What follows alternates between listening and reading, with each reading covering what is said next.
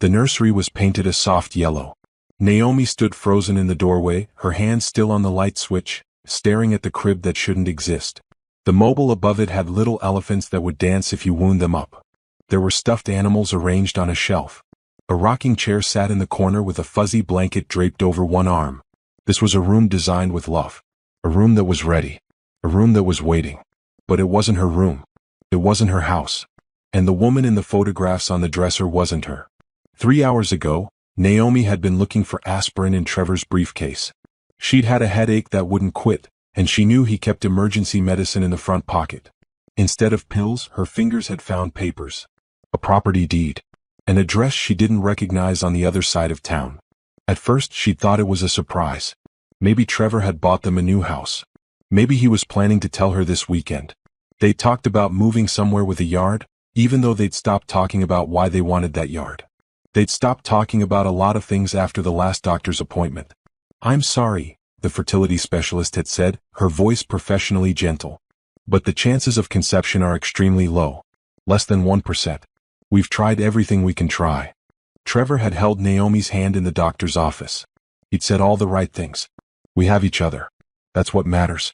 We don't need children to be happy." But Naomi had seen something flicker in his eyes. Something that looked like disappointment. Like loss. Like blame. That was 6 months ago. Since then, Trevor had been distant. He worked late most nights. He took calls in the other room. He'd started going to the gym at odd hours. When Naomi suggested they look into adoption, he changed the subject. Standing in her kitchen this morning with that property deed in her hands, Naomi had tried to push away the cold feeling in her stomach. She told herself she was being paranoid. She told herself there was a reasonable explanation. Then she'd gotten in her car and driven to the address. The house was in a quiet neighborhood. Newer construction. A 2-story with a front porch and a yard. The kind of place they'd looked at together online but Trevor had said they couldn't afford. There was a car in the driveway. Not Trevor's car, but one she didn't recognize. A small SUV with a car seat visible in the back. Naomi's hands had shaken as she tried the front door. Locked. She'd walked around to the back. The gate had been open. The back door had been unlocked. She should have left. She should have called Trevor. She should have done anything except walk into that house. But her feet had carried her forward like she was watching herself in a dream. The kitchen was clean and modern. There were photos on the refrigerator. Trevor at a park. Trevor at a restaurant. Trevor with his arm around a woman who had long brown hair and a bright smile. Trevor with his hand on a pregnant belly. Naomi had felt the room tilt. She gripped the counter to steady herself. That's when she'd seen the calendar. Doctor's appointments marked in neat handwriting. A due date circled in red. 3 weeks away. She'd walked through the house like a ghost. The living room had a couch and a television. Mail sat on the side table. Bills addressed to Trevor and someone named Amber. Upstairs there were 2 bedrooms. The master bedroom had a king-sized bed. There were clothes in the closet. Men's clothes she recognized. Trevor's favorite blue shirt. The jacket she'd bought him for Christmas. The shoes he said he'd left at the gym. And then the nursery. Naomi didn't know how long she stood there. Time had stopped meaning anything. She stared at the crib and felt something inside her chest crack open. This was the room she dreamed about.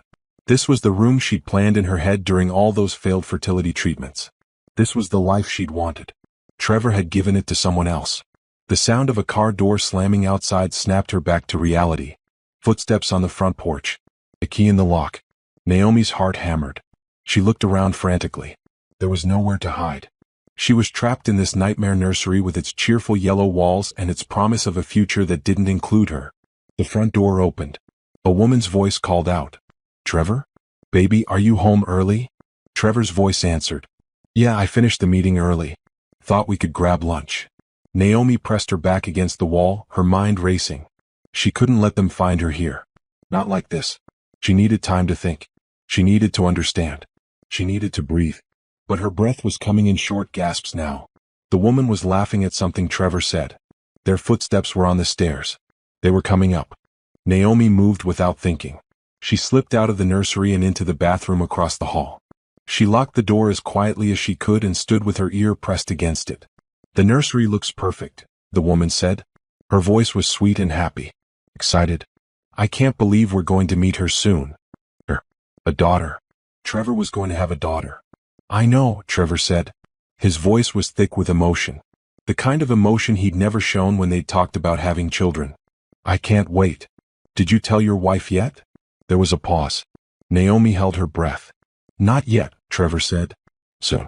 After the baby comes. I'll tell her everything and file for divorce.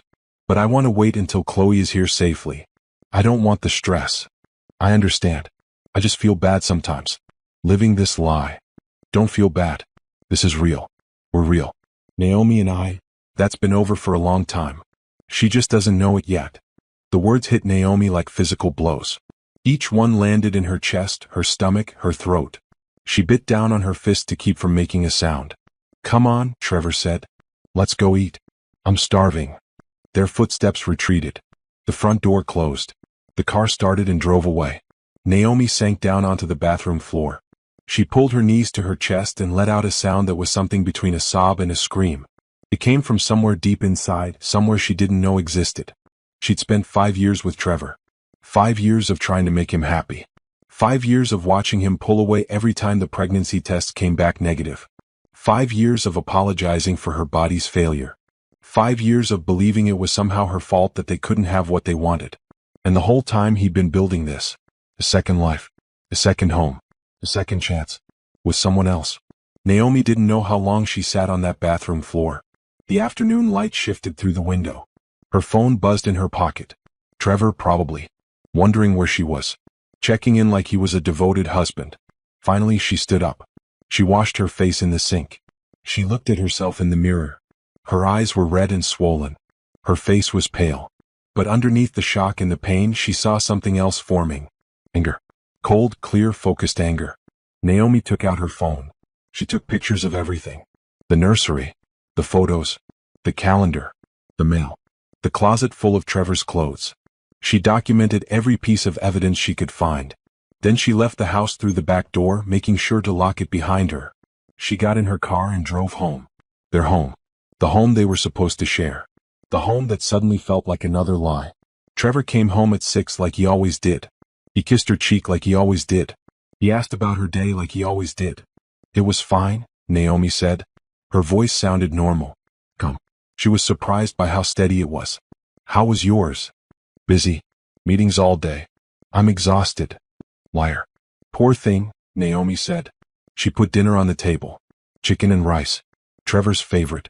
You should rest. That night she lay next to him in bed. He fell asleep within minutes, snoring softly. Naomi stared at the ceiling, her mind racing. She wasn't going to cry. She wasn't going to beg. She wasn't going to ask him why or how he could do this to her. She was going to take everything from him. Just like he'd taken everything from her. Naomi called in sick to work the next morning. Trevor left for his job at 8, kissing her forehead and telling her to rest. She barely slept. Every time she closed her eyes, she saw that yellow nursery. That pregnant woman. That happy smile on Trevor's face when he talked about his daughter. The moment his car pulled out of the driveway, Naomi got up. She made coffee with shaking hands and sat down at the kitchen table with Trevor's laptop. She knew his password. It was the date they'd gotten married. That fact made her laugh, a bitter sound that echoed in the empty house. He used their anniversary as a password while he built a whole separate life. The laptop opened easily. Naomi's hands hovered over the keyboard for a moment. This was it. Once she started digging, there was no going back. Part of her wanted to stay in the comfortable lie. The part that still loved him.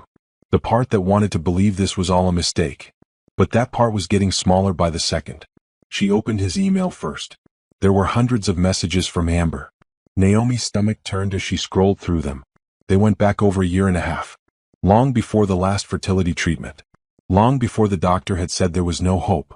The early emails were flirty. Amber worked at Trevor's office. She was a project coordinator. 28 years old. She'd started at the company 2 years ago. I had fun at the conference. One email read. We should get drinks again soon. Trevor had gone to a conference in Austin.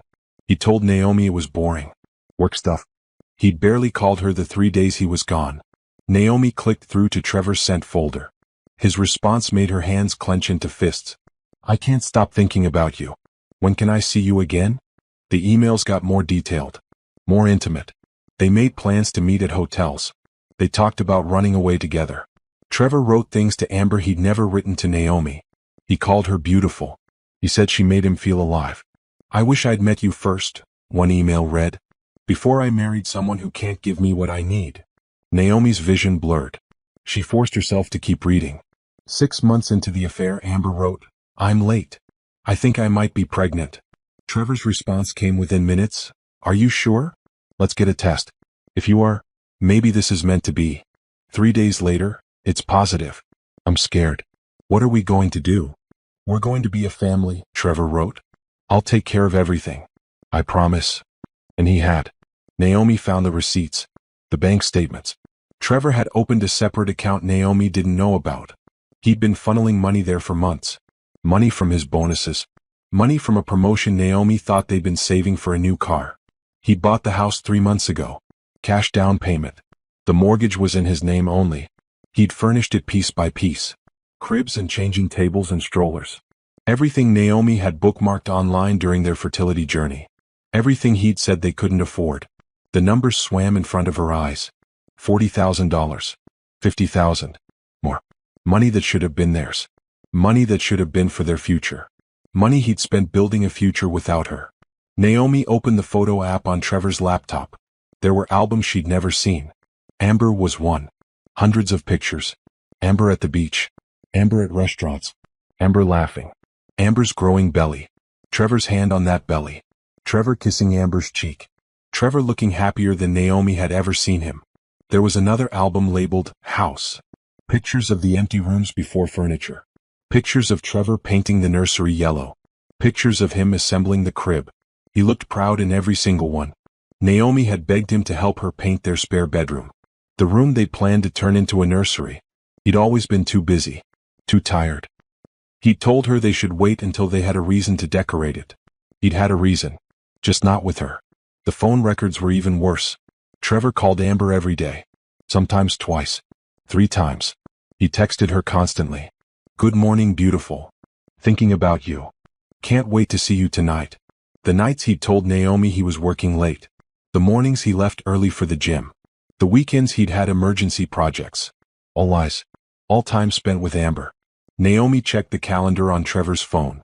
The synced one he didn't know she could access. Doctor's appointments for Amber. Ultrasounds. Prenatal vitamins. He'd gone to every single one. He'd seen his daughter on those screens. He'd heard her heartbeat. The things Naomi had dreamed of. The things she'd wanted more than anything. He'd done them all. Just not with her. There was a folder labeled Lawyer in Trevor's documents. Naomi opened it with cold dread. Inside were draft divorce papers. He'd already consulted an attorney. He had a strategy.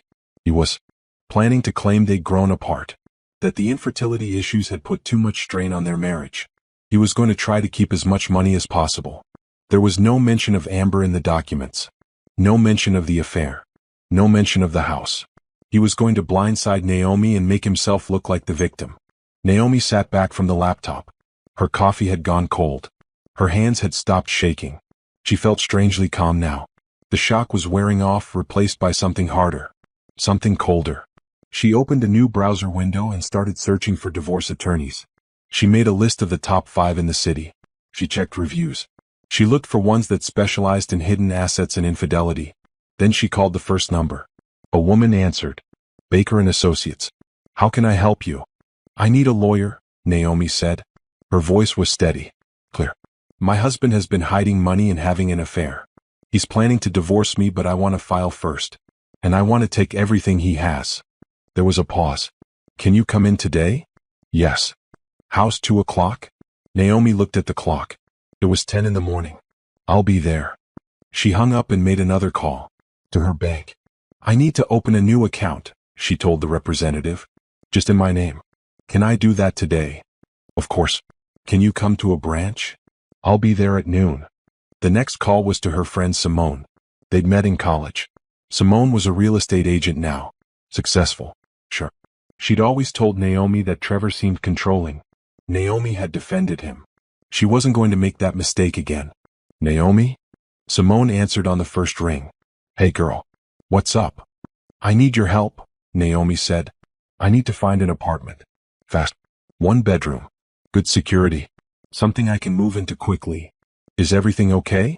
No, Naomi said. She felt the tears building but forced them back. But it will be. Can you help me? Of course. Always. Let me pull up some listings. Can you meet this afternoon? Yes. After 2. Done. I'll text you addresses. Naomi spent the rest of the morning copying files from Trevor's laptop onto a flash drive. Every email, every photo, every bank statement, every receipt. She documented everything she could find. At noon she went to the bank. She opened a new checking account and a new savings account. She transferred half of what was in their joint savings. Was her money too? She'd earned it. She had a right to it. The bank manager looked at her with concern. Are you sure about this? Very sure, Naomi said. At 2, she sat in the office of Rachel Baker, attorney at law. Rachel was in her 50s with sharp eyes and a no-nonsense attitude. She listened while Naomi explained everything. She looked through the documents Naomi had brought. She nodded slowly. This is bad, Rachel said. What he's doing is very bad. But the good news is you have everything documented. That's going to help us tremendously. What can we do? A lot.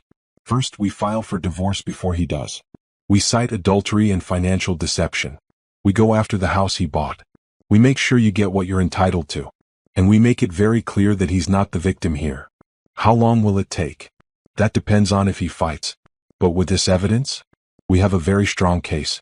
He'll probably settle to avoid having all of this come out publicly. I want it to come out, Naomi said. The words surprised her. But once they were out, she knew they were true. I want everyone to know what he did. Rachel smiled. It wasn't a nice smile. It was the smile of someone who liked to win. Then we'll make sure they know. Naomi signed the retainer agreement. She wrote a check from her new account. She felt powerful for the first time in days. At 4, she met Simone at 3 different apartments. The third one was perfect. Small but bright. Safe neighborhood. Available immediately.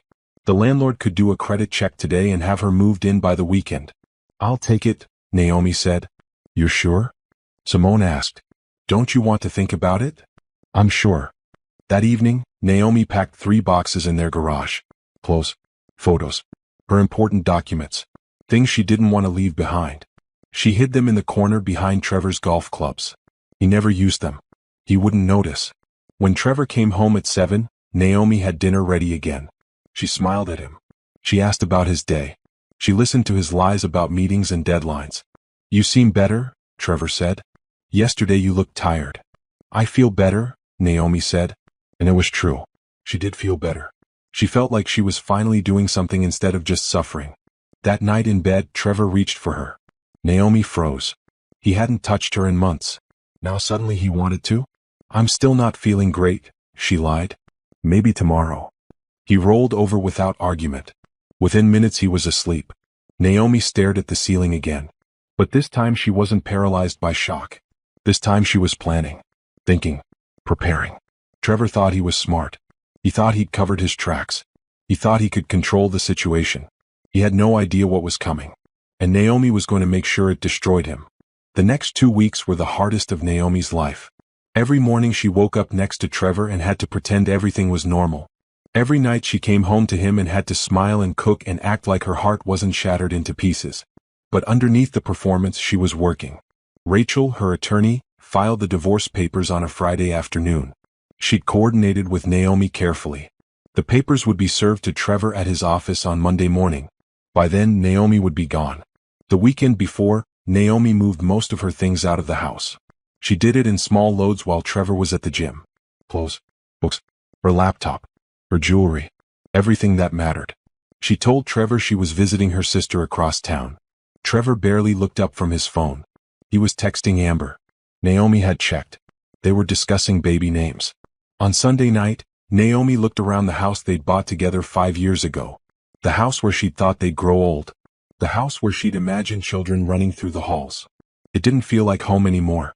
It felt like a prison she was finally escaping. She'd taken photos of everything. The state of the house. Their belongings. She'd cataloged what was hers and what was his.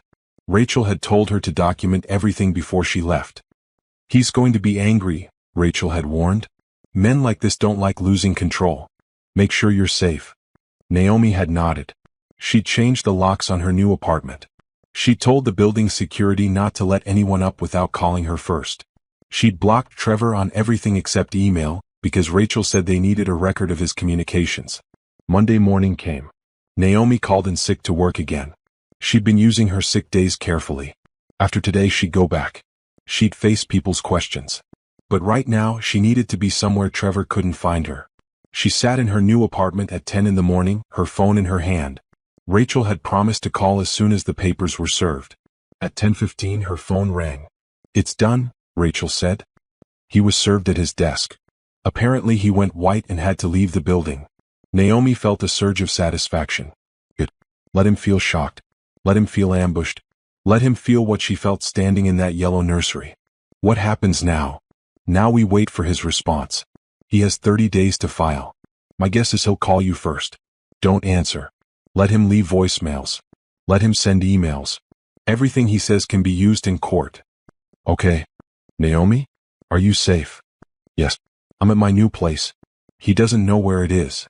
Good. Keep it that way. I'll be in touch. Naomi's phone started buzzing within minutes. Trevor calling. She let it go to voicemail. He called again. And again. And again. 15 times in the first hour. The voicemail started angry. What the hell is this? Call me back right now. We need to talk about this. Then they got desperate. Naomi, please. This is crazy. We can work this out. Just call me. Then they got manipulative. I know you're upset about the fertility stuff. I'm too. But leaving isn't the answer. We love each other. Call me back and let's talk. She didn't call back. The emails were worse. Long paragraphs about how confused he was. How hurt he was. How this wasn't fair. He tried to make it sound like Naomi was the one who'd done something wrong. I don't understand why you're doing this, one email read. I've been a good husband. I've supported you through everything. And this is how you repay me? By filing for divorce without even talking to me first. Naomi wanted to respond. She wanted to send him screenshots of every email he'd written to Amber. Every picture of the house he'd bought. Every bank statement showing the money he'd stolen. But Rachel had been clear. Don't engage. Not yet. Let him sweat. So she stayed silent. By Monday evening, Trevor showed up at their house. Naomi knew because she had a friend watching. Her neighbor, Mrs. Chin, was an older woman who'd always been kind to Naomi. When Naomi had explained she was leaving and why, Mrs. Chen had been horrified. That terrible man, she'd said. You call me if you need anything. I'll keep an eye on things. Mrs. Chin texted Naomi photos. Trevor's car in the driveway. The lights on inside. She could see him through the window pacing. Talking on the phone. He stayed there until after midnight. Tuesday he called Naomi's work. She'd warned her boss this might happen. Personal situation, she'd said. My husband and I are separating. He might try to contact me here. Her boss, Angela, was a woman in her 60s who'd been through 2 divorces herself. Say no more. I'll have reception block his calls. Wednesday, Trevor tried showing up at Naomi's mother's house. But Naomi had already told her family everything.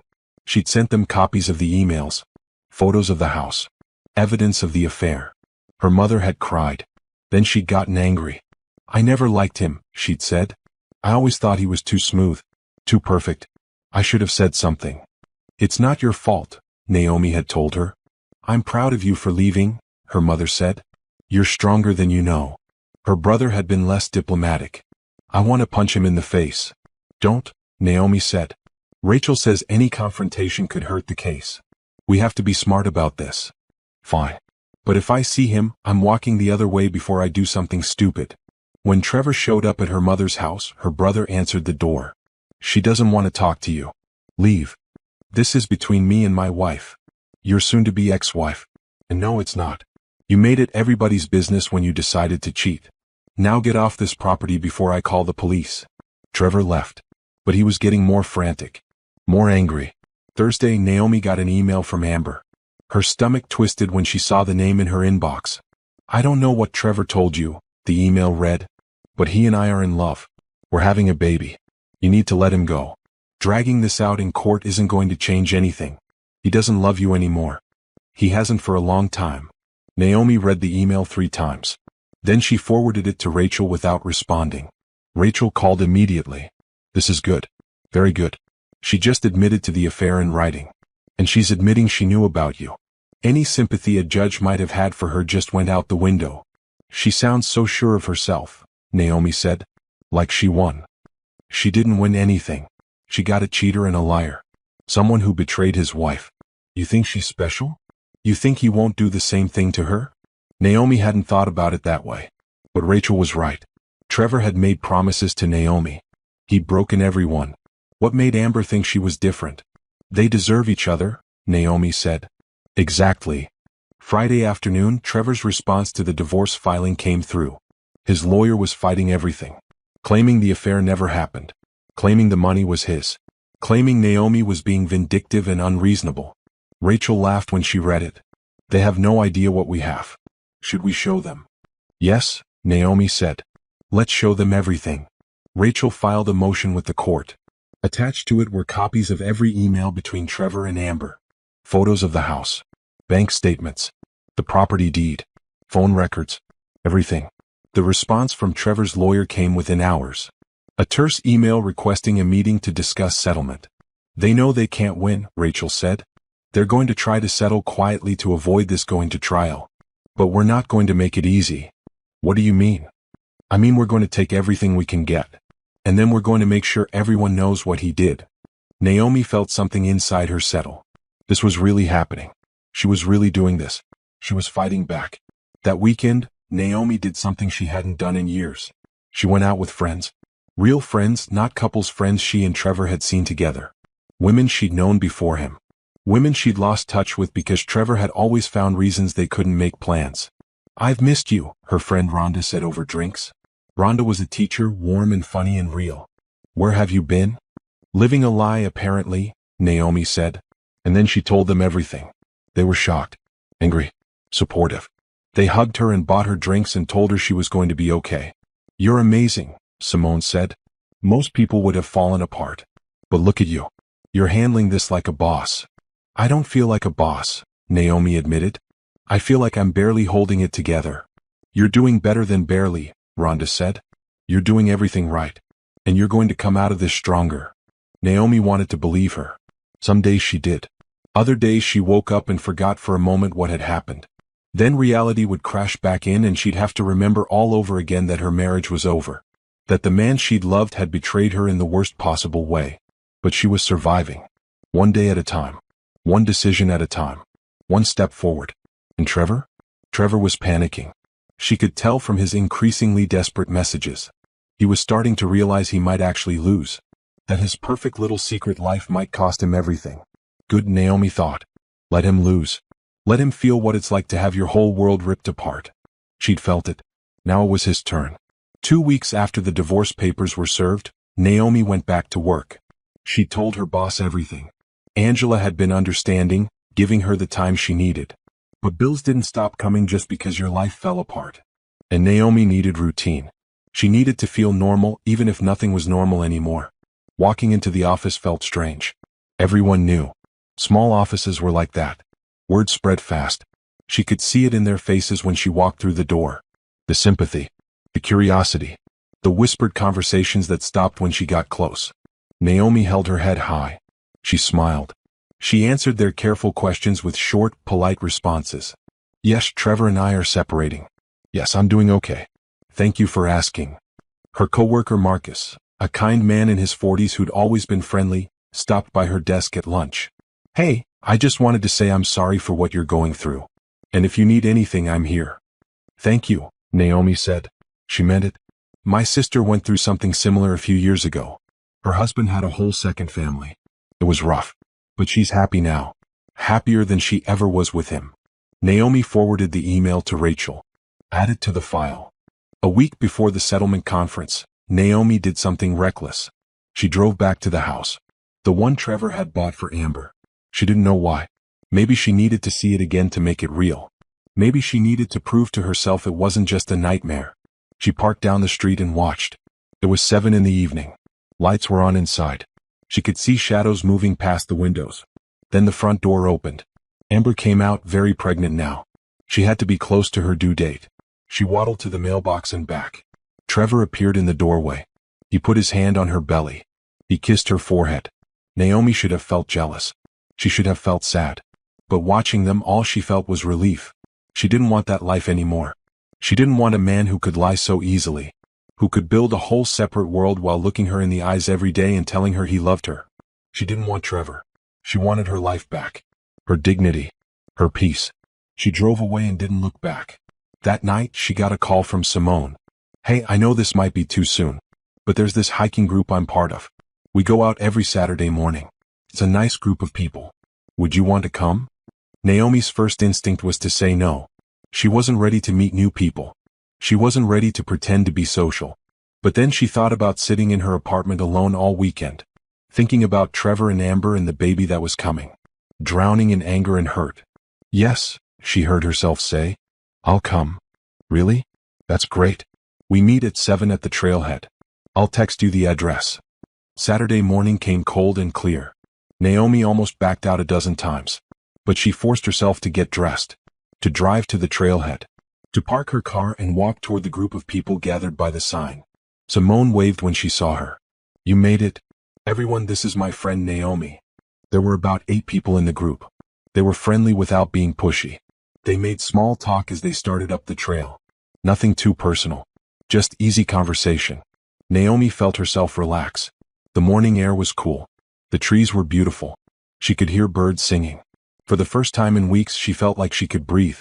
Halfway up the trail, she found herself walking next to a man about her age. He had kind eyes and an easy smile. "First time hiking with us?" he asked. "Yeah." Simone dragged me out. "I'm not much of a hiker." "That's okay. We're pretty casual. More about getting outside than breaking any speed records." "I'm Naomi." "Julian. Nice to meet you." They walked together for a while. Julian told her about the trail, about the view at the top.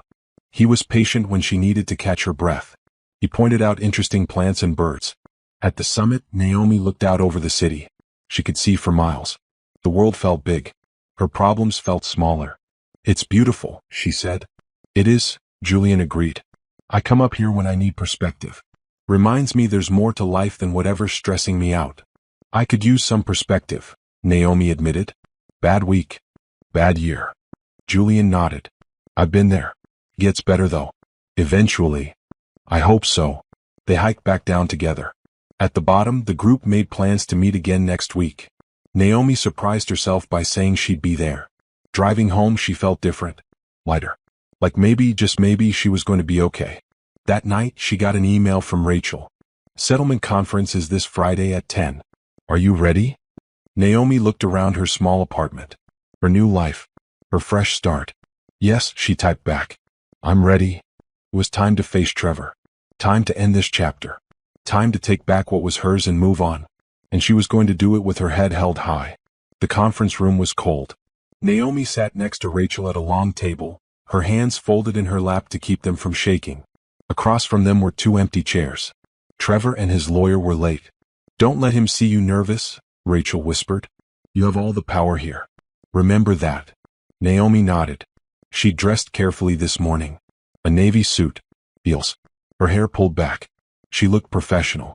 Confident. Nothing like the broken woman who discovered the yellow nursery. The door opened. Trevor walked in with his lawyer, a middle-aged man in an expensive suit who looked annoyed. Trevor wouldn't meet Naomi's eyes. He looked terrible. He'd lost weight. There were dark circles under his eyes. His shirt wasn't pressed properly. Good, Naomi thought. Everyone sat. The mediator, an older woman named Judge Harris, reviewed the ground rules. This was a settlement conference. The goal was to reach an agreement both parties could live with. If they couldn't, the case would proceed to trial. Trevor's lawyer started talking. He laid out Trevor's position. The marriage had broken down due to the stress of infertility. Both parties shared responsibility.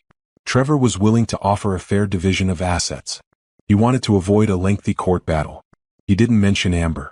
He didn't mention the house. He didn't mention the affair. When he finished, Rachel smiled. It wasn't a nice smile. "Let's talk about fair," she said. She pulled out a folder. "Let's talk about the $53,000 Trevor transferred from joint accounts to a private account his wife knew nothing about. Let's talk about the house he purchased in his name only, using marital funds for his mistress. Let's talk about the affair that's been going on for over a year and a half." She spread documents across the table. Bank statements, emails, photos, the property deed. Trevor's lawyer went pale. He looked at Trevor. "You said there was no affair." Trevor said nothing. You said the money issues were due to the fertility treatments. Still nothing. Judge Harris picked up one of the emails. She read it. Her expression didn't change, but Naomi saw disgust flicker in her eyes. Mr. Pierce, did you or did you not have an extramarital affair? Trevor finally spoke. His voice was hoarse. Yes. But it wasn't like that. Naomi and I were already over. We just hadn't admitted it. That's not what your emails say, Rachel said. You wrote to your mistress about how guilty you felt. How you hated lying. You knew exactly what you were doing. Amber was pregnant, Trevor said. What was I supposed to do? Not cheat on your wife? Naomi said. The words came out before she could stop them. Everyone looked at her. You were supposed to not cheat on your wife. You were supposed to talk to me if you were unhappy. You were supposed to be honest. You couldn't give me a child, Trevor said. His voice was rising. You knew how much I wanted kids. You knew. And you couldn't do it. The words hit Naomi like a slap. But she'd been preparing for this. She'd known he'd try to blame her. I couldn't get pregnant, she said slowly. We couldn't get pregnant. Takes two people. But you didn't want to accept that it might be your issue too. You wanted to blame me. And then you went out and proved you could have a child with someone else. Like I was the problem all along. You were the problem. Mr. Pierce, Judge Harris said sharply. Control yourself. Trevor's lawyer put a hand on his arm. Don't say anything else. But Trevor was past listening. I spent 5 years watching her cry every month. 5 years of doctors and tests and hope and disappointment. 5 years of my life wasted on someone who couldn't give me what I needed. Then you should have left, Naomi said. Her voice was steady now. Cole, you should have divorced me. But you didn't. You stayed. You lied. You took my money and my trust and you built a life with someone else while I thought we were trying to build one together. I was trying to protect you. You were trying to protect yourself. You wanted everything. A wife at home. A girlfriend on the side. A baby. You wanted it all and you didn't care who you hurt to get it. Trevor stood up. I don't have to listen to this. Sit down, Mr. Pierce, Judge Harris said, or I'll hold you in contempt. Trevor sat. His hands were shaking. The mediator looked at the evidence Rachel had spread across the table. She looked at Trevor's lawyer. Do you dispute any of these documents? We need time to review. It's all real, Trevor said. He sounded defeated. Everything she said. It's all real. His lawyer closed his eyes. I need to speak with my client alone. They left the room. Rachel turned to Naomi. You did great. Don't back down now. I won't, Naomi said. And she meant it. 20 minutes later, Trevor and his lawyer came back. Trevor wouldn't look at anyone. His lawyer spoke. My client would like to propose a settlement. We're listening, Rachel said. Mr. Pierce will agree to a division of assets 70-30 in Mrs. Pierce's favor.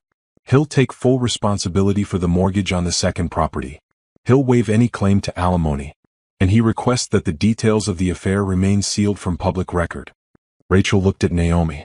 They discussed this possibility. Rachel had advised her on what to push for. Not good enough, Rachel said. We want 80-20. We want Mr. Pierce to pay Mrs. Pierce's legal fees. And we want a public acknowledgement of the affair. That's not reasonable. Do you want to go to trial? Rachel asked. Because if we do, every single one of these emails becomes part of the public record. Every photo. Every bank statement. The press will have a field day. Mr. Pierce works in finance, doesn't he? At Morrison and Associates? I wonder how his employers will feel about this. Trevor's face went white. You can't. I absolutely can, Rachel said. You made this mess. Now you get to clean it up. Trevor's lawyer held up a hand. Give us another minute. They stepped out again. This time they were gone for almost an hour. Naomi's stomach was in knots. Judge Harris brought in coffee. Naomi couldn't drink any. You're doing the right thing, Rachel said quietly. Don't doubt yourself now. I just want it to be over, Naomi admitted. It will be. Soon. When Trevor and his lawyer returned, Trevor looked broken. Fine, he said. 80-20. I'll pay her legal fees.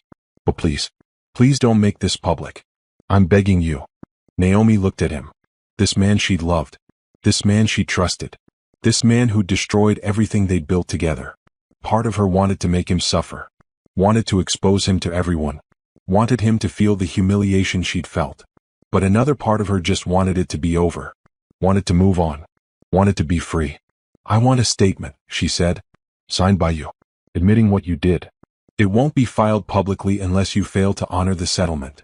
If you pay what you owe, if you leave me alone, it stays private. But if you try anything, if you come near me, if you harass me, if you fail to pay, then it goes public. Understand? Trevor nodded. Yes. And I want this to be final in 90 days. I want it done fast. We can do that, his lawyer said. Rachel drafted the agreement right there. Both parties signed. Judge Harris witnessed it. It was done. Naomi walked out of that conference room a different person than she'd walked in. She was no longer Trevor's wife.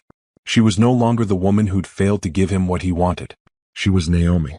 Just Naomi. And that was enough. Outside, Rachel hugged her. You were amazing in there. Thank you. For everything. That's my job. Now go live your life. Naomi drove home in a daze. It was only noon. The whole meeting had taken less than 3 hours. 3 hours to end a 5-year marriage. She went to her apartment and sat on her couch. She thought about crying. She thought about celebrating. In the end, she just sat there feeling numb. Her phone buzzed. A text from Simone. How did it go? It's done. We settled. That's great. Are you okay? I will be. Hiking tomorrow? Naomi smiled. Yeah, hiking tomorrow. That night, she couldn't sleep. She lay in bed and thought about everything that had happened. The discovery. The anger. The fear. The settlement. She thought about the baby. Ember's baby. Trevor's daughter. She'd be born any day now. Naomi felt a pang. Not jealousy. Not anymore. But sadness. For the child. For the life that little girl would have with a father who lied so easily. But it wasn't Naomi's problem anymore. It wasn't her life. It wasn't her responsibility. She'd done what she needed to do. She'd stood up for herself. She'd fought back. She'd won. Now she just had to figure out what came next. The first week after the settlement was strange. Naomi kept expecting Trevor to call.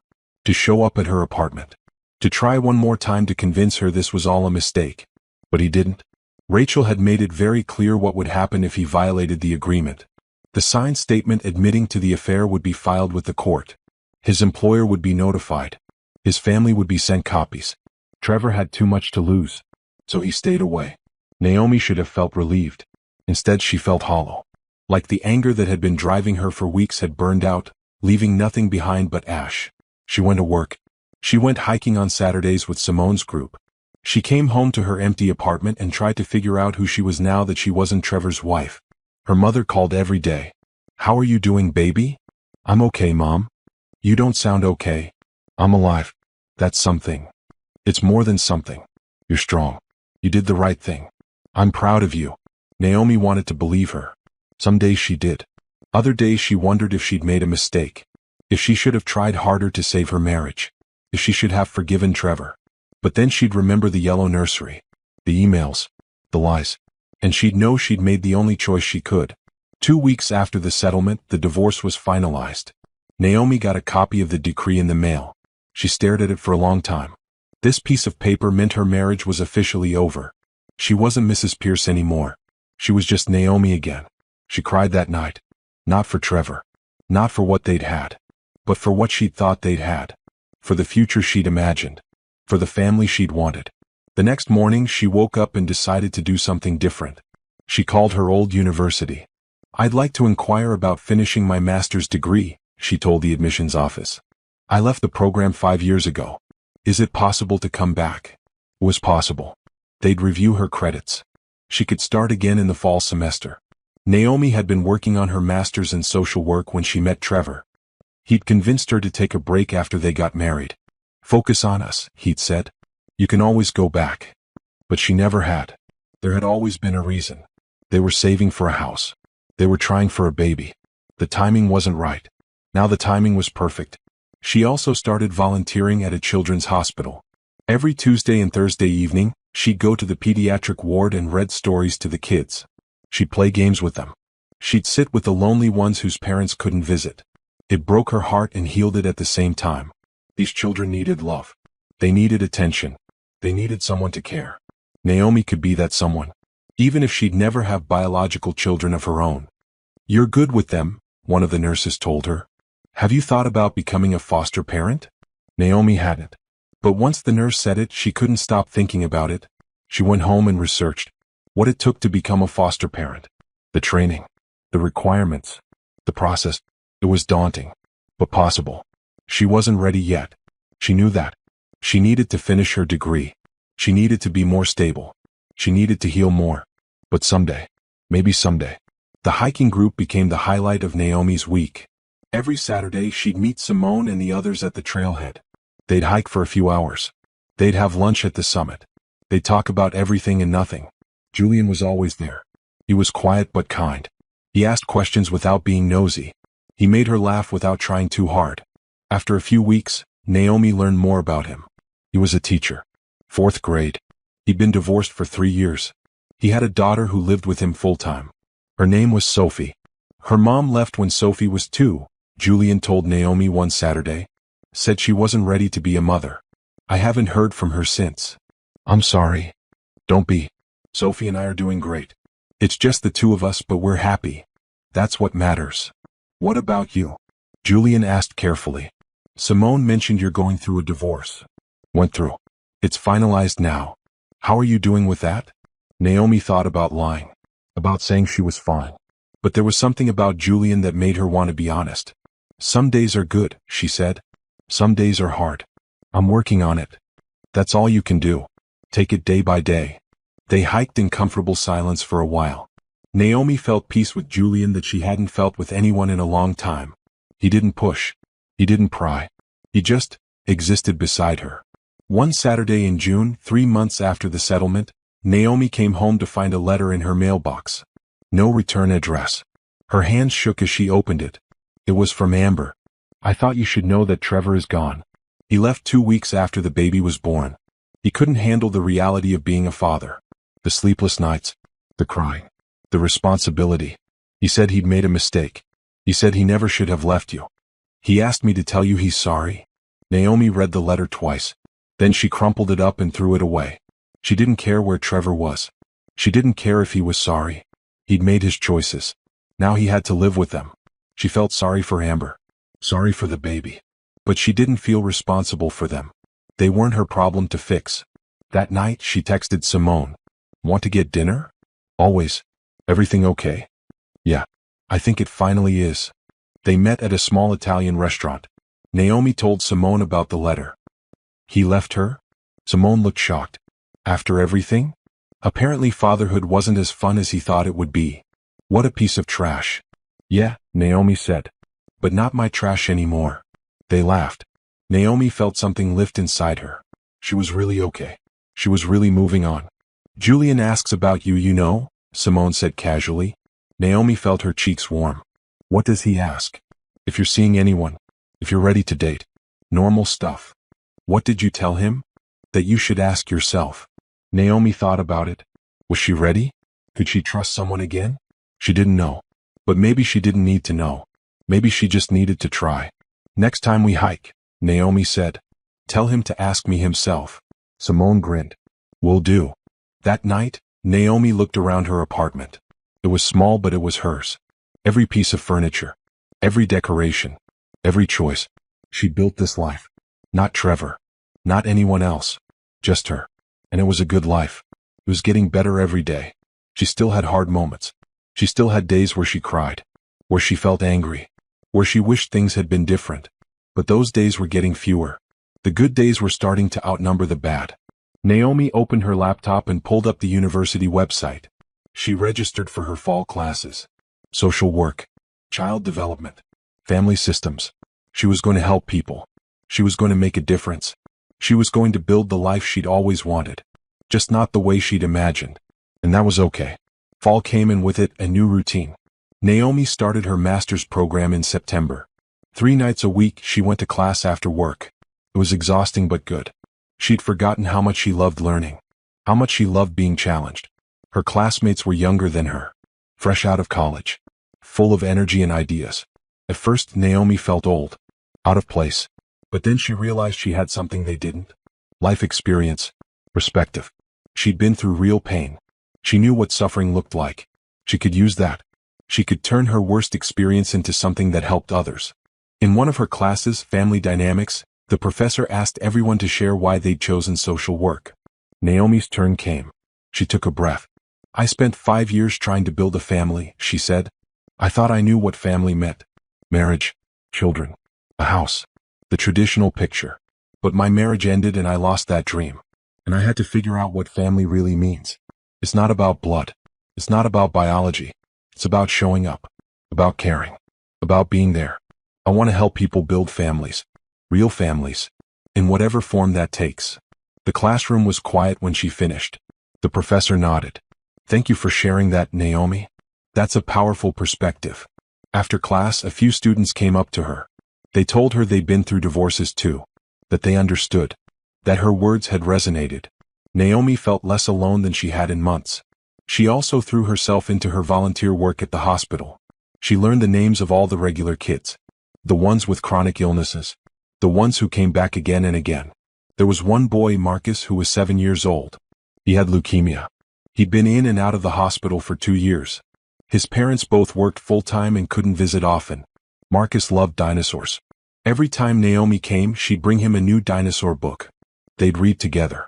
She'd make the dinosaur sounds and he'd laugh. You're my favorite, Marcus told her one Tuesday. You're my favorite too, Naomi said. And she meant it. She started thinking more seriously about fostering. She attended an information session at the foster agency.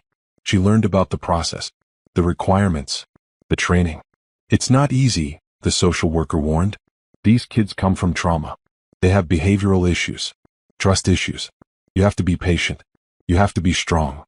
I understand, Naomi said. Why do you want to foster? Naomi thought about how to answer. I have a lot of love to give. And I've learned that family isn't about biology. It's about choice. I want to choose to love a child who needs it. The social worker smiled. That's exactly the kind of person we need. Naomi started the application process. It would take months. Background checks, home visits, training classes. But she was committed. She also started taking better care of herself. She joined a gym. Not to lose weight or look a certain way. Just to feel strong. To feel capable. She took a painting class at the community center. She'd loved art in high school but had stopped after college. After Trevor. He'd always made fun of her paintings. Said they were childish. Her first painting in the new class was abstract. Wild colors. Bold strokes. She titled it Freedom. This is wonderful, the instructor said. You have real emotion in your work. Naomi kept painting. She hung her work in her apartment. Every piece was a part of her healing, a part of her journey. The hiking group continued every Saturday. Naomi never missed a week. The mountains had become her sanctuary, the place where she felt most at peace. Julian was always there too. They'd fallen into an easy friendship. They walked together, talked together, laughed together. One Saturday in October after the hike, Julian approached her. Hey, can I ask you something? Sure. A group of us are going out for dinner tonight. Want to come? It wasn't a date.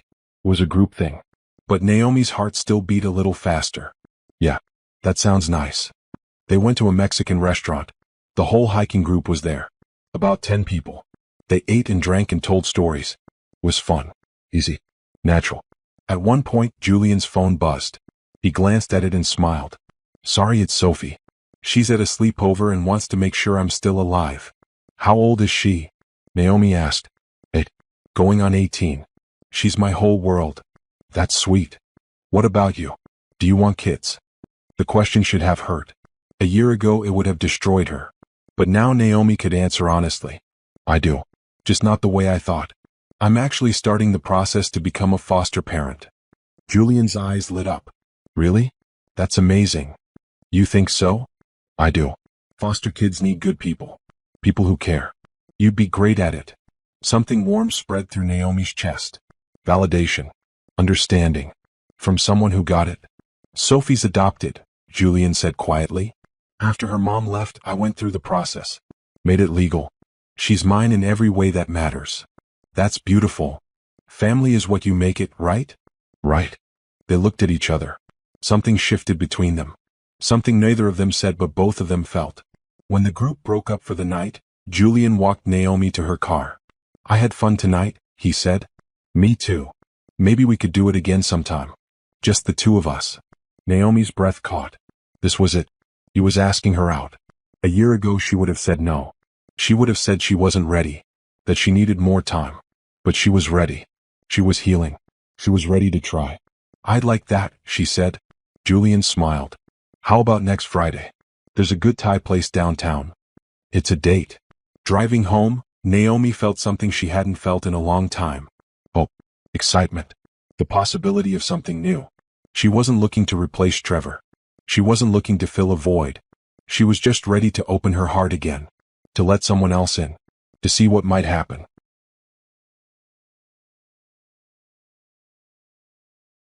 That week, she told her therapist about Julian. "How do you feel about dating again?" Dr. Williams asked. "Nervous, but excited." "Is that normal?" "Very normal. It means you've healed enough to take a risk." "That's good." "What if I make the same mistakes?" "You won't. You're not the same person you were when you married Trevor. You know what you want now. What you need. What you won't tolerate." "I guess so." "You've done incredible work, Naomi. You should be proud of yourself." Naomi was proud. She looked back at the woman she'd been a year ago. The woman who'd stood in that yellow nursery. The woman who'd felt like her life was ending. That woman had survived. She'd fought. She'd rebuilt. And now she was ready to live. Friday came. Naomi spent an hour getting ready. She wore a green dress. Did her hair. Put on makeup for the first time in months. She looked in the mirror and barely recognized herself. She looked happy. Confident. Alive. Julian picked her up at 7. He looked nervous, which made Naomi feel better. "You look beautiful," he said. "Thank you. You look nice too." Dinner was perfect. They talked about everything. Their jobs. Their families. Their hopes for the future. Julian was easy to talk to. He listened. Really listened. "Can I ask you something personal?" Julian said over dessert. "Sure. What happened with your marriage?" "You don't have to answer if you don't want to." Naomi thought about it. She could give him the short version. The polite version. But she wanted to be honest. "My husband had an affair. He got another woman pregnant while we were trying to have a baby. He built a whole second life without telling me." Julian's face fell. "I'm so sorry." "It's okay. I mean, it's not okay. But I'm okay now. It took a long time. A lot of therapy. But I'm in a better place." That must have been devastating. It was. But it also freed me. I realized I'd been living for someone else. For his dreams. His expectations. Now I'm living for me. I respect that. They talked until the restaurant closed. Then they sat in Julian's car in the parking lot and talked some more. "I should probably get you home," Julian finally said. "Even though I don't want this night to end." "Me either." He drove her back to her apartment. Walked her to the door. "I had a really great time," he said. "Me too. Can I see you again?" "Yes." He leaned in slowly, giving her time to pull away. But Naomi didn't pull away. The kiss was soft, sweet, full of promise. When it ended, they both smiled. "Good night, Naomi." "Good night, Julian." Inside her apartment, Naomi leaned against the door and let herself feel happy. Really, truly happy. She was building a new life. A better life. A life that was authentically hers. And it was just beginning. November brought cold weather and new possibilities. Naomi continued seeing Julian. They took things slow. 1 date a week. Sometimes 2. They talked every day. Text messages. Phone calls. Nothing rushed. Nothing forced. It felt different from her relationship with Trevor. Healthier. More equal. Julian asked her opinions. He listened when she talked. He respected her boundaries. "I'm not in a hurry," he told her one night. "We can take all the time you need." "Thank you," Naomi said. She meant it. In December, Julian invited her to meet Sophie. "No pressure," he said. "But she's been asking about you. And you're important to me. If this is going to be serious, I want you two to meet." Naomi's stomach flipped. Meeting Julian's daughter felt significant. But she was ready. They met at a park. Sophie was small for 8 with dark hair and braids and curious brown eyes. She was shy at first, hiding behind Julian's leg. "Sophie, this is my friend Naomi," Julian said. "Hi, Sophie," Naomi said. "Your dad told me you like science." Sophie nodded. "I used to love science too, especially experiments. Have you ever made a volcano?" Sophie's eyes lit up. "With baking soda?" "Yeah. It's so cool." Within minutes, Sophie was chattering away, telling Naomi about school, her friends, her rock collection, her dreams of being an astronaut. Julian watched them with a soft smile. At one point, Sophie took Naomi's hand to show her something. The gesture made Naomi's heart squeeze. This was what family could look like. Not perfect, not traditional, but real. Built on care and choice and showing up. She likes you, Julian said later, after they dropped Sophie back at her grandmother's house. I like her too.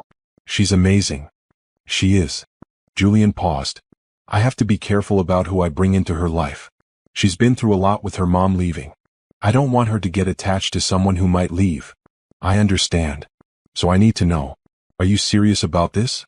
About us? Naomi thought carefully before answering. I'm serious about trying. I can't promise it'll work forever. No one can. But I can promise I won't disappear. Even if things don't work out romantically, I'll still be around. I'll still care about both of you. Julian reached for her hand. That's all I needed to hear. That same month, Naomi finished her foster parent training. She passed all the background checks. Her home was inspected and approved. She was officially ready to take a placement. It could happen fast, her caseworker warned. We might call you with just a few hours' notice. I'm ready, Naomi said. She'd prepared a room in her apartment. Painted it a soft blue. Bought a twin bed and a dresser. Stocked it with toys and books for different ages. She wanted whoever came to feel welcome. See? The call came on a Tuesday in January. Naomi was at work when her phone rang. We have a placement, the caseworker said. A 6-year-old boy. His name is Isaiah. He was removed from his home last night due to neglect. He's scared and confused. Can you take him?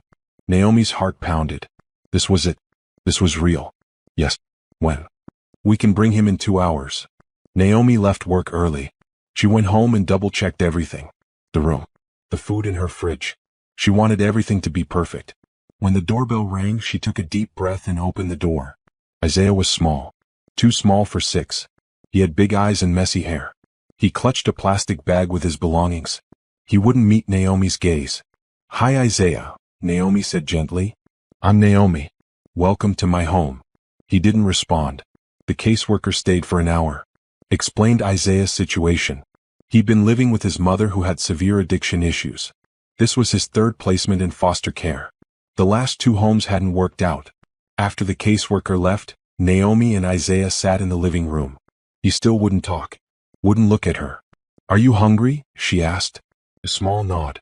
She made him mac and cheese. His favorite, the caseworker had said. He ate silently. That night, putting him to bed, Isaiah finally spoke. Are you going to send me back? Naomi's heart broke. No, sweetie. You're safe here.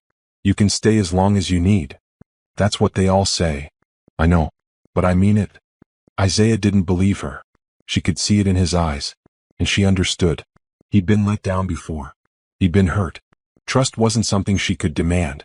It was something she'd have to earn. The first weeks with Isaiah were hard. He had nightmares. He'd wake up screaming. Naomi would sit with him until he fell back asleep. He hoarded food. She'd find crackers under his bed. Fruit in his drawers. It broke her heart. But she didn't make him stop. She just quietly made sure he always knew when the next meal was coming. He tested her constantly. Breaking things. Talking back. Refusing to follow rules. Naomi stayed calm. Consistent. Patient.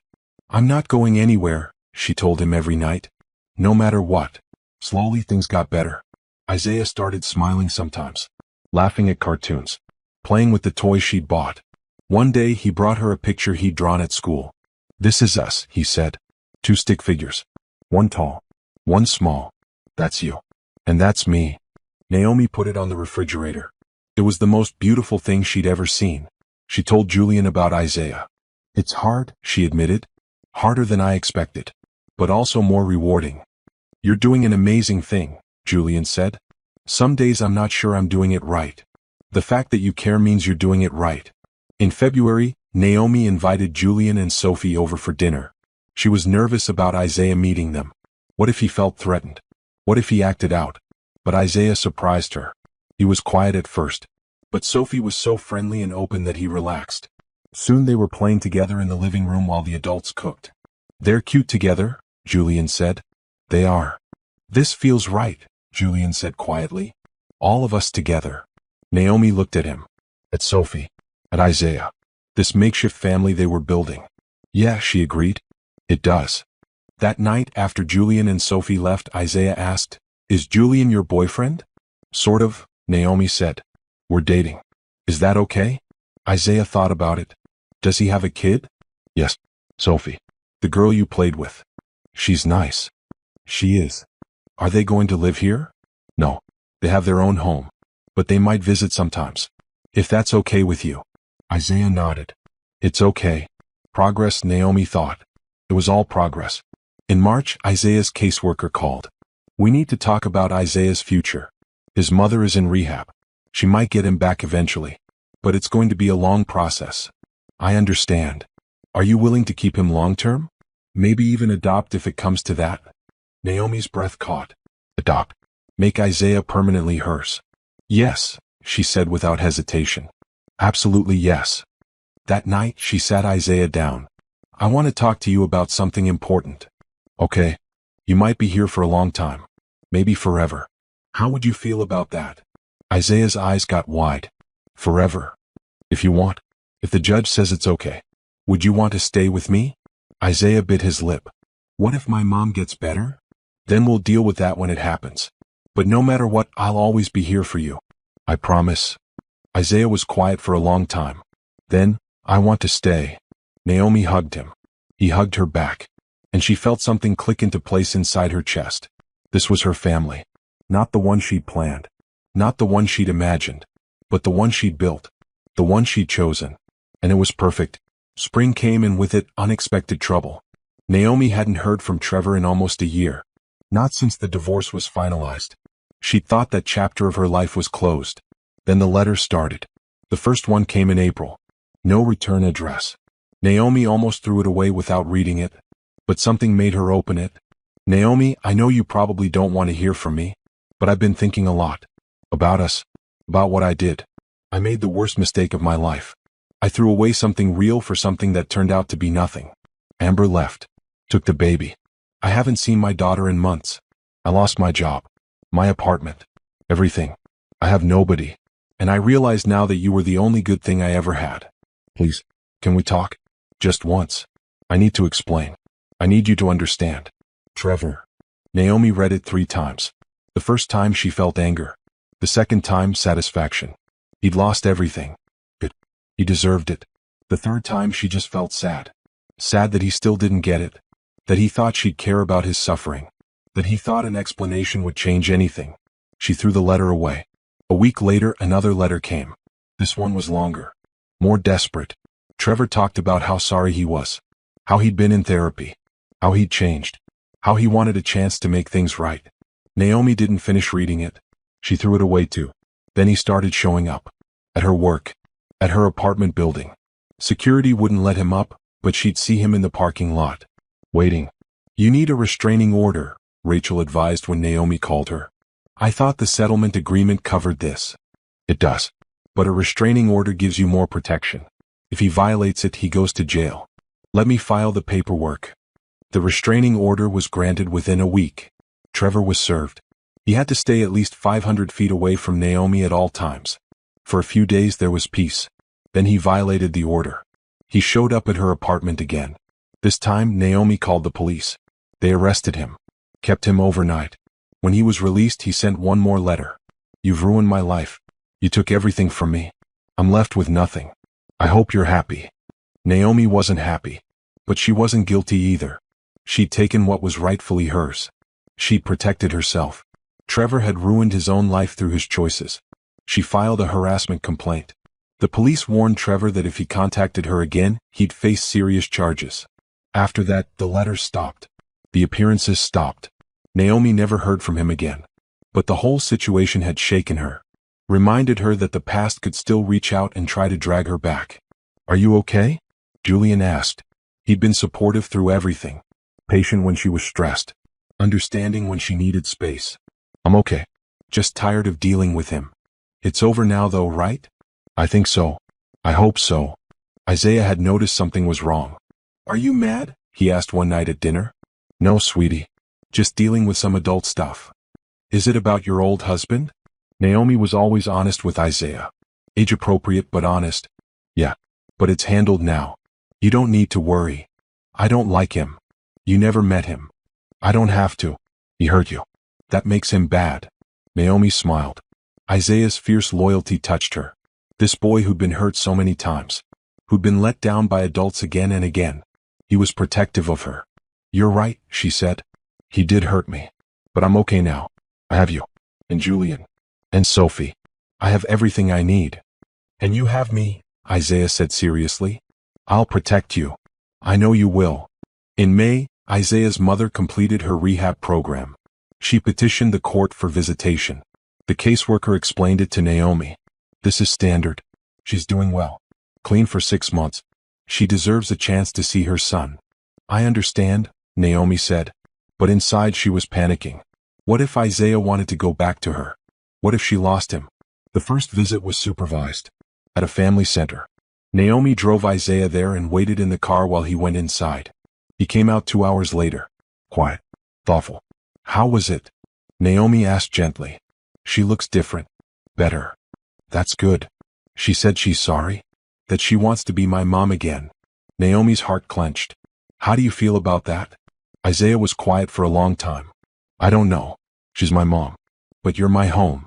Naomi had to pull over because tears were blurring her vision. "Oh, sweetie. Can I have both? Can she visit but I live with you?" "I don't know. That's up to the judge. But I'll fight for you. I promise." Over the next few months, the visits continued. Isaiah's mother was doing well. She had a job. An apartment. She was stable. In July there was a court hearing. The mother's lawyer argued she should get Isaiah back. That she'd done everything required. That Isaiah belonged with his biological mother. Naomi's lawyer argued that Isaiah had been with Naomi for 7 months. That he was thriving. That changing his placement would be traumatic. The judge listened to both sides. Then she asked to speak with Isaiah privately. Naomi waited in the hallway. Praying. Hoping. Terrified. After 30 minutes, the judge called everyone back in. "I've made my decision," she said. "Isaiah will remain in Naomi's care. However, his mother will have regular visitation. We'll revisit the situation in 6 months." Naomi nearly collapsed with relief. Isaiah was staying. He was hers. At least for now. Outside the courthouse, Isaiah hugged her. "I want to stay with you. I'm so glad. Can I call you Mom?" Naomi's eyes filled with tears. "Yes, if you want to." "I want to." That night, Naomi called Julian. "Isaiah called me Mom today." "That's incredible." "I know. I didn't think I'd ever hear that word. Not for me." "You're an amazing mother, Naomi." "He's lucky to have you." "I'm lucky to have him." "We're all lucky to have each other." In August, Julian asked Naomi to move in with him. "I know it's fast, but Sophie and Isaiah get along great. We're practically living together anyway. What do you think?" Naomi thought about it carefully. She wasn't rushing into anything. She'd learned that lesson. But this felt different. This felt right. "Yes," she said. "Let's do it." They found a house. Big enough for all of them. With a yard for the kids to play in. With space for everyone. Moving day was chaotic. Boxes everywhere. Kids running around. But it felt like home from the first moment. That night, after the kids were in bed, Naomi and Julian sat on the porch. "A year ago, I was alone in a tiny apartment," Naomi said. "Broken. Angry. Lost. And now I have everything I never knew I needed." Julian kissed her. "I love you." It was the first time he'd said it. Naomi's breath caught. "I love you too." They sat together in the dark, listening to the sounds of their new neighborhood, their new life. Trevor had tried to take everything from her. He tried to break her. But he'd failed. Because Naomi had refused to stay broken. She'd built herself back up. Stronger. Better. Truer. And now she had a life she loved. A family she'd chosen. A future full of promise. Trevor could stay in his pit of regret. Naomi was done looking back. She was moving forward. And she was never going to stop. 1 year later, Naomi stood in a courthouse again. But this time it wasn't for a divorce. It wasn't for a fight. It was for an adoption. Isaiah sat next to her in his best clothes. He'd picked out a blue shirt and tie.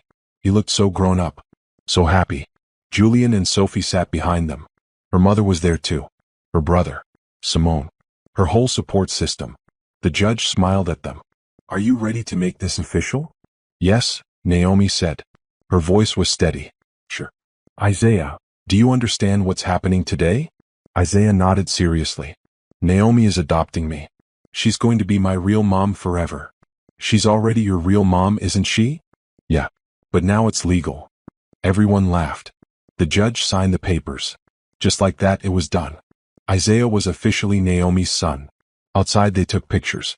Isaiah couldn't stop smiling. Neither could Naomi. How does it feel? Julian asked. Perfect, Naomi said. It feels perfect. That night they had a celebration dinner at home.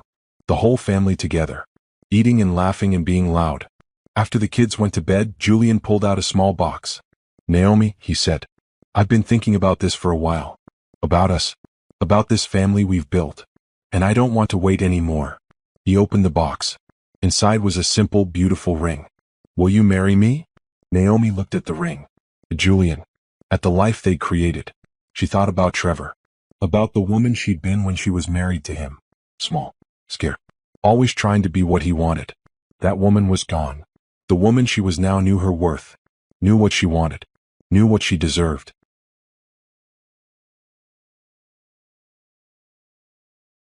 And Julian was all of it. Kind. Patient. Real. A partner in every sense of the word. Yes, she said. Absolutely yes. They got married 3 months later. A small ceremony in their backyard. Close friends and family only. Isaiah was the ring bearer. Sophie was the flower girl. Naomi wore a simple white dress. Julian wore a navy suit. They wrote their own vows. I promise to be your partner, Naomi said. To support you. To be honest with you. To build this life with you day by day. I promise to love you exactly as you are, Julian said. To never ask you to be anything but yourself. To be grateful every day that you chose me. They kissed. Everyone cheered. It was the happiest moment of Naomi's life.